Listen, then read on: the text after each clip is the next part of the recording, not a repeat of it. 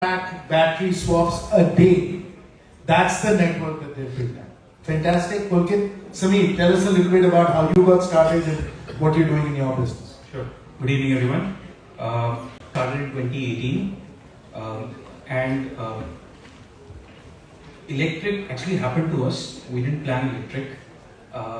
When we were starting, the main idea was to focus on financial inclusion, to provide loans digitally to people who don't otherwise have access to credit.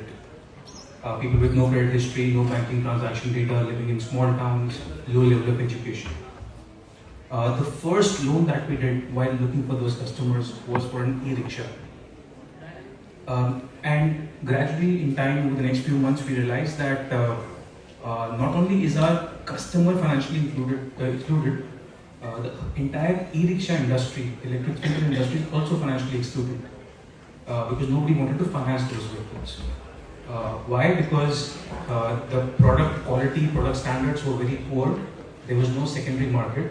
And of course, the people who were buying these vehicles were financially excluded, so very difficult to underwrite that customer segment. So we decided to focus on this segment, and as we learned more about the segment, I think for us the biggest learning was that electric vehicles are going to scale significantly, not because they're electric, but because the economics make a lot of sense.